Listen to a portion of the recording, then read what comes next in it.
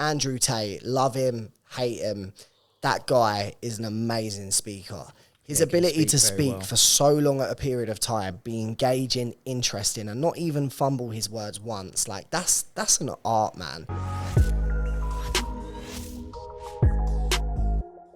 It's a very important skill you just touched on, and I think it's something every entrepreneur should learn. I think some people take to it a bit more naturally than others, but you can definitely learn the ability to be a good mirror matcher, right? So if you're with the boys down a pub, you might, talk a different way to how you would talk if you were in a business meeting with your boss, or if you're about to close a deal and you're speaking to a doctor, okay?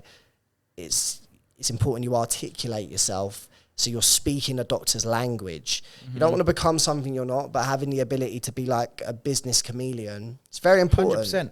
And it is staying true. Like people say, oh, that's not staying true to yourself. You don't speak to, most likely, you wouldn't speak to your grandma the same way you'd speak to your boys at the pub, would you? You change. You change to, when you was at school, you change to a teacher, to your mates, you change to your gran, to your mum, to your friends, different groups of friends sometimes. You should be clever enough to be able to do that. You should be able to. You don't need to put on some complete fake voice, act, etc., but you should be able to at least adjust to certain situations to align with. That's what it is. It's aligning with people. And if you're aligning with people, you're building rapport and... Yeah, I've got a pretty funny story on this, actually. So when I worked in the broking industry selling wine investments, my first ever manager taught us to mirror match and just basically completely change who you are. And I took that quite literally, right? So I was speaking to a guy on the phone, he answered, and they tried to teach us Queen's English posh. So this guy answered the phone. He was like, hello? I was like, hello there, is that Jonathan? And the geezer says to me, yeah. I was like, oh, this is Samuel calling from XYZ. He was like, you don't fucking sound like that, do you, mate? I was like, yeah, yes, I do, actually. I'm from Chelsea. He was like, well, I don't do business with fucking Chelsea rent boys. Now fuck off. And he hung up the phone. No way. It was like my second week. And I had that. And I thought, damn, there's got to be a better way to this. So you have to still be yourself. You can't take this shit too far because people see through it. Got to stay true to yourself, but you have to be able to mirror match with who you're with if you want to do well, especially in sales. I agree. I always find it funny, there's certain people that will say, oh, you really articulate yourself well. And if I was to scrutinise myself and say I had one weak point, it's how I articulate myself and my language and so on.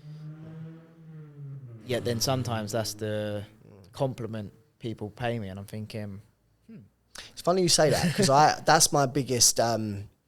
you said scrutiny. I think that's the right word. That's my biggest, I'd say, scrutiny or slight insecurity is I'm really good at articulating myself to a client, but then when I'm, I don't know, with my friends or I'm with my missus, sometimes I really get lost in words. Same. And I can't even get words out. I just like start really stuttering and stuff, and I can't control it. So it's funny. It's funny how I'm the exact it switches same. up. Same even sometimes on the podcast. I had too much going on my brain that I was waiting to say, that then when I come to say something, I just fumble my words. Yeah. I don't care about it now. It is what it is. But when I'm with clients, I think it's you just get into muscle memory. You get into a routine, a sequence of, you kind of switch it on when you're with a client. You just transition. You can't really, I guess you can improve, but and teach it, I guess. If you know how to, someone like Steve or something can probably teach it. But in my mind, it's just a natural instinct. Yeah. You do get some amazingly articulate people, articulate speakers like Andrew Tate. Love him, hate him. That guy is an amazing speaker. His ability to speak for so long at a period of time, be engaging, interesting, and not even fumble his words once. Like, that's an art, man. Yeah. I listen to this guy speak and I just think... You're like one of the best speakers in the world. And his brother. I actually think I prefer Tristan nowadays to Andrew. He's like a chilled out version of Andrew. Kind of like a James Bond type character. A little bit more relatable, kind of. Yeah. Yeah, Andrew Tate just feels like he's just some marketing kind of trying to make as much noise as he possibly can.